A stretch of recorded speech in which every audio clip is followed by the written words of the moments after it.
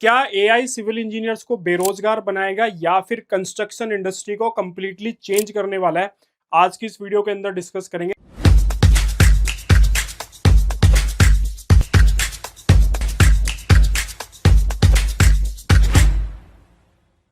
Hello everyone, मेरा नाम है इंजीनियर अमित कटारिया और आप सभी का स्वागत है सॉलिट्यूड एजुकेशन के यूट्यूब चैनल पे। जब से एआई मार्केट के अंदर आया तब से ज्यादातर सिविल इंजीनियर्स मुझसे कॉल करके, हमारे सोशल मीडिया पे कमेंट करके यही पूछ रहे हैं कि सर क्या एआई आने से हमारी जॉब जो है वो खतरे में चली जाएगी? क्या आने वाले टाइम के अंदर जो है रोबोटिक्स के थ्रू कंस्ट्रक्शन साइटों पे काम होगा? तो इसी टॉपिक के बारे में आज की इस वीडियो के अंदर हम लोग जो है वो बात करेंगे। देखो, एआई जो आ रहा है कंस्ट्रक्शन इंडस्ट्री के अंदर, मैं इसको बहुत ही पॉजिटिव तरीके से लेके चल रहा हूँ और मेरा ऐसा मानना है कि कंस्ट्रक्शन इंडस्ट्री को कंप्लीटली चेंज करेगा एआई आने वाले टाइम के अंदर। नए नए स्टार्टअप्स मार्केट के अंदर आएंगे, नए नए टूल्स मार्केट के अंदर आपको देखने के लिए मिलेगा, जिसकी वजह से जो ओवरऑल कंस्ट्रक्शन इंडस्ट्री है उसे काफ़ी हेल्प भी मिलेगी। साथ साथ नई जॉब अपॉर्चुनिटी भी क्रिएट होने वाली है। तो उसी टॉपिक के ऊपर बात करेंगे कि एआई कौन कौन से सेक्टर्स के अंदर एआई जो कंस्ट्रक्शन इंडस्ट्री है उसको इफेक्ट करने वाला है। सबसे पहला जो पॉइंट रहेगा वो है क्वालिटी कंट्रोल, क्यूए क्यूसी। किसी भी कंस्ट्रक्शन साइट के अंदर क्वालिटी कंट्रोल जो है ना, वे काफी मेजर इशू जो है वो रहता है। तो एआई इसमें किस तरीके से हेल्प करेगा? आने वाले टाइम के अंदर आप देखोगे कि इस तरह के टूल्स मार्केट के अंदर आएंगे जो ऑन साइट कंस्ट्रक्शन क्वालिटी को मॉनिटर करेंगे और उसका रियल टाइम डेटा जो है वो ट्रैक करेंगे। ऐसे एआई इनेबल कैमराज आपको देखने के लिए मिलेंगे जो रियल टाइम ट्रैकिंग करेंगे कंस्ट्रक्शन साइट की, मटेरियल की जो क्वालिटी टेस्टिंग वगैरह होती है या फिर जो रिपोर्ट जनरेशन वगैरह होती है। इससे रिलेटेड आने वाले टाइम के अंदर काफ़ी हेल्पफुल एआई टूल्स जो है वो मार्केट के अंदर आएंगे। हो सकता है कि इसके ऊपर वर्किंग भी चल रहा हो, कोई ना कोई स्टार्टअप इसके बारे में जरूर सोच रहा होगा। तो वर्ल्ड वाइड अगर आप देखोगे ना, तो क्वालिटी कंट्रोल एक काफ़ी मेजर कंसर्न रहता है किसी भी कंस्ट्रक्शन प्रोजेक्ट के लिए। सो आने वाले टाइम के अंदर ये एक ऐसा फील्ड है, एक ऐसा सेगमेंट है जिसके अंदर एआई बहुत अच्छा काम करने वाला है। तो जो सिविल इंजीनियर्स क्वालिटी कंट्रोल के अंदर हैं या क्वालिटी में अपना करियर बना रहे हैं, तो वे इस तरह के एआई टूल्स मार्केट के अंदर अगर आते हैं, उनमें अगर अपनी एक्सपर्टीज डेवलप करते हैं, तो उन्हें काफ़ी बेनिफिट जो है वो मिलने वाला है।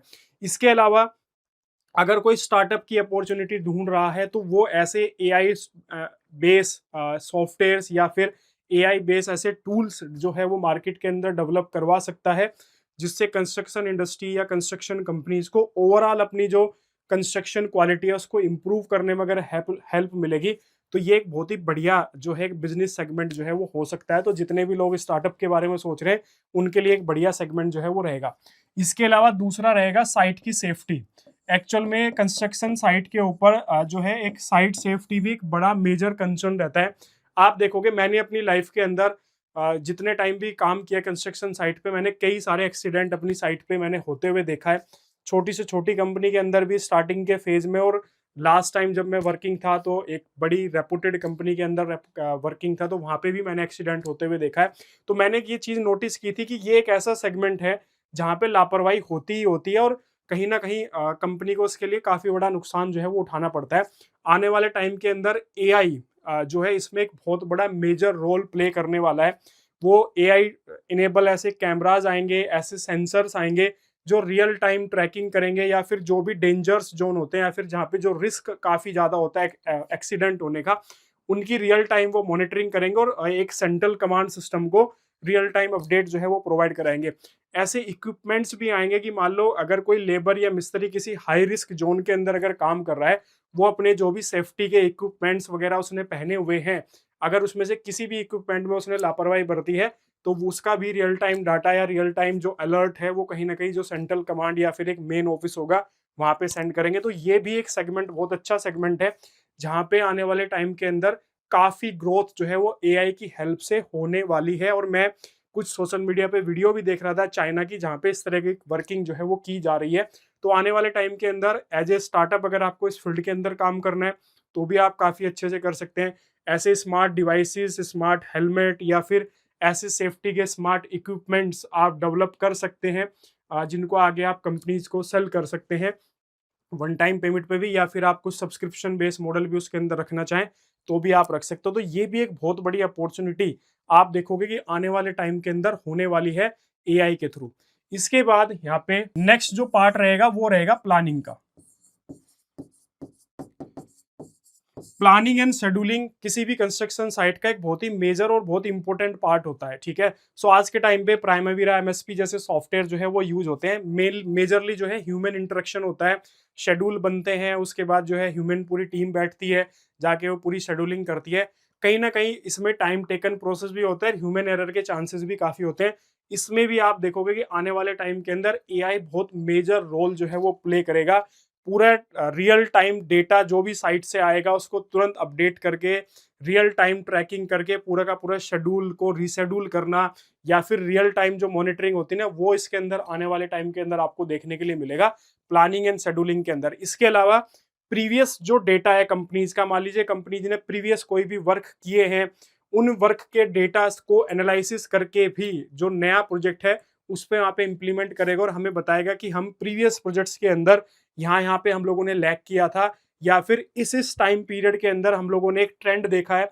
जैसे होता है ना कंस्ट्रक्शन साइट पे ट्रेंड होता है कि बरसात के टाइम पे जो है स्लो हो जाता है, मैन पावर की शॉर्टेज जो है कुछ एक स्पेसिफिक टाइम पीरियड पे मैन पावर की शॉर्टेज होती है। ये सारी की सारी एआई जो है प्रीवियस डेटा के बेसिस पे, जो प्रीवियस डेटा की इन्फॉर्मेशन है उसके बेसिस पे ट्रैक करके हमें रियल टाइम अपडेट देगा कि भाई अब इस चीज़ की शॉर्टेज हमें हो सकती है, या फिर हमें इसकी प्रॉब्लम यहाँ पे हो सकती है। तो इस तरीके से प्लानिंग एंड शेड्यूलिंग के अंदर, या जो भी रिस्क फैक्टर्स हैं जिनकी वजह से प्रोजेक्ट डिले हो सकता है, सारे के सारे वो एआई जो है उस तरीके से उसको शेड्यूल करेगा ताकि हमें रियल टाइम अपडेट मिल सके और एक एग्जैक्ट शेड्यूल जो किसी भी प्रोजेक्ट का होता है वो हमें मिले। तो यहाँ पे भी प्लानिंग एंड शेड्यूलिंग के अंदर काफी इंपॉर्टेंट रोल एआई जो है वो प्ले करने वाला है। तो आप देखोगे जो एग्जिस्टिंग सॉफ्टवेयर्स हैं प्लानिंग के, उनमें भी इस तरीके के एआई फीचर्स जो है वो आपको देखने के लिए मिलेंगे, या फिर अलग से भी सॉफ्टवेयर मार्केट के अंदर आपको ऐसे देखने के लिए मिलेंगे जो AI based planning and scheduling जो है वो किसी की प्रोजेक्ट की जो है वो करेंगे। इसके बाद नेक्स्ट यहाँ पे एक और इम्पोर्टेंट होता है पार्ट, जो मैंने भी खुद साइट पे कई बार इस चीज को नोटिस किया है, वो है हमारे रिसोर्सिस का यूटिलाइजेशन। जो भी हमारी साइट पे रिसोर्सिस होते हैं, रिसोर्सिस इन द सेंस मतलब जैसे ह्यूमन रिसोर्स हो गया, जो हमारे मशीनरी वगैरह होती है उनका यूटिलाइजेशन, वो भी एक काफी इंपॉर्टेंट रोल जो है वो प्ले करता है। कई बार ऐसा होता है कि कोई बड़ी कंस्ट्रक्शन साइट है, वहां पे क्या होता है कि मान लो कोई भी एक मशीन है जो कभी टावर ए में यूज हो रही है, कभी टावर बी के अंदर यूज करी है। तो अब मान लीजिए अब जैसे मशीन को टावर ए के अंदर काम करना था, लेकिन वहां पे उसका टाइम या तो कंप्लीट हो चुका है, या वहां पे अभी किसी वजह से काम डिले है और वो मशीन वहीं पे है, क्लियर। अब उसको बी में जाना है लेकिन उसकी रिक्वायरमेंट बी में है, तो कई बार ऐसे साइट पे ना इसकी वजह से भी डिले हो जाता है कि भाई मशीन की रिक्वायरमेंट पर्टिकुलर इस लोकेशन पे है लेकिन मशीन कहीं और पे है, और उसके बारे में कई बार पता ही नहीं चलता कि वहां पे वो वर्क कर भी रही है या फिर नहीं कर रही है। तो मैंने ये चीज रियल टाइम कई बार बड़ी साइटों पे इस चीज को मॉनिटर किया है, देखा है कि इस तरह की प्रॉब्लम आती है। इसमें भी एआई हमारी हेल्प कर सकता है कि मान लीजिए कोई ऐसी मशीन है जो किसी पर्टिकुलर दूसरी लोकेशन पे अभी वर्क नहीं कर रही है और उसकी रिक्वायरमेंट हमें किसी दूसरी लोकेशन में पड़ती है, तो यहाँ पे भी वो रियल टाइम ट्रैकिंग डेटा हमें प्रोवाइड कर सकता है। वो आउटपुट का एनालिसिस कर सकता है, जो भी हमारी मशीनरी वगैरह या जो हमारे ह्यूमन रिसोर्सेज यूज हो रहे हैं उनके आउटपुट को भी वो रेगुलर ट्रैक जो है वो कर सकता है। या कई बार ऐसा होता है कि मशीनरी वगैरह ब्रेक डाउन होती है, कुछ ऐसे फिक्स पैटर्न्स होते हैं मशीनरी वगैरह के, जो एआई आइडेंटिफाई करके हमें हमारे जो प्लानिंग है उसके अंदर उसको इंक्लूड करके हमारे रिस्क फैक्टर्स के अंदर उसको डाल सकता है। तो ये भी एक ऐसा सेगमेंट है जहाँ पे हमारे जो रिसोर्सेज हैं उनको यूटिलाइज करने में हमारी हेल्प करेगा। कई बार ऐसा होता है कि कोई कंस्ट्रक्शन कंपनी है, उसकी मल्टीपल साइट चल रही होती है, तो मल्टीपल साइट को कई बार क्या होता है कि इस साइट का स्टाफ अलग है, मैनेजमेंट अलग है, दूसरी साइट का स्टाफ और जो मैनेजमेंट है वो अलग है, तीसरी साइट का स्टाफ और मैनेजमेंट अलग है। तो कई बार कम्युनिकेशन गैप की वजह से भी, या फिर अलग अलग जो है सीनियर्स या फिर टीम होने की वजह से भी, कई बार क्या होता है कि कई सारी चीजें ऐसी हैं कि जो कॉमनली यूज की जा सकती थी या फिर इस पर्टिकुलर साइट पे वो चीज एक्स्ट्रा है, वो दूसरी साइट पे उसकी शॉर्टेज हो रही है। तो कई बार इसकी भी जो है कम्युनिकेशन गैप की वजह से, या फिर एक प्रोसेस होता है उस प्रोसेस को फॉलो करते करते टाइम जो है वो निकल जाता है। यहाँ पे भी एआई जो है काफी अच्छे से यूज किया जा सकता है आने वाले टाइम के अंदर। तो ये भी एक सेगमेंट मेरे को दिख रहा है जहाँ पे एआई जो है वो काफी अच्छा काम करेगा। इसके अलावा नेक्स्ट एक और पॉइंट है जहाँ पे एआई जो है वो काफी अच्छा काम कर सकता है, वो है स्ट्रक्चरल इंजीनियरिंग। स्ट्रक्चरल इंजीनियरिंग मतलब स्ट्रक्चरल डिजाइनिंग, आप इसको इस तरीके से बोल सकते हैं। स्ट्रक्चरल डिजाइनिंग भी काफ़ी इंपॉर्टेंट सेगमेंट है। आपको पता है कि बिना स्ट्रक्चर डिजाइन के कोई भी स्ट्रक्चर जो है वो बन ही नहीं सकती है। तो एक्चुअल में कई बार ऐसा होता है कि आप कोई भी एक स्ट्रक्चर लो, उसको आप 4 अलग-अलग सिविल इंजीनियर, स्ट्रक्चरल इंजीनियर से आप डिजाइन करवाओ। आप देखोगे कि चारों जो स्ट्रक्चरल इंजीनियर्स हैं वो अलग-अलग रेनफोर्समेंट प्रोवाइड कराएँगे। कुछ स्ट्रक्चरल इंजीनियर्स का बाय डिफ़ॉल्ट ऐसा नेचर होता है कि वो थोड़ी-सी हेवी स्ट्रक्चर डिजाइन करते हैं।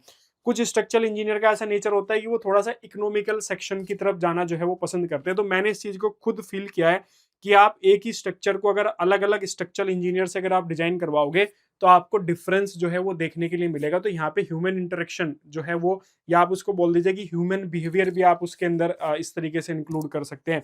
या कई बार ऐसा होता है कि कोई रिस्क फैक्टर होता है, उस रिस्क फैक्टर को कोई भी स्ट्रक्चरल इंजीनियर उतना हाईली कंसीडर कर लेता है कि यार मतलब कि मान लो रिस्क है 1.5 और वो उसको 2 कंसीडर कर लेता है। मतलब मैं इस तरीके से मान के चला हूँ कि मान लो रिस्क है 50% का, लेकिन वो और एक्स्ट्रा उसको 70% मान के डिजाइन कर लेता है।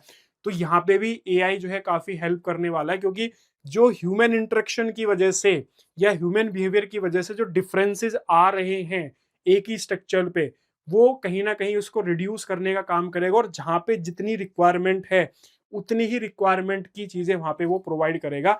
और ये एआई कैसे करेगा? एआई को पूरा का पूरा ट्रेन किया जाएगा इस चीज़ के लिए। पास्ट जो भी डेटा अवेलेबल है कंस्ट्रक्शन साइट्स का या फिर स्ट्रक्चरल इंजीनियरिंग का, वो सारा का सारा डेटा वो एनालिसिस करके हमें फ्यूचर में अपकमिंग प्रोजेक्ट्स पे या फिर जो रनिंग प्रोजेक्ट्स हैं, उन प्रोजेक्ट्स पे हमारी हेल्प जो है वो करेगा।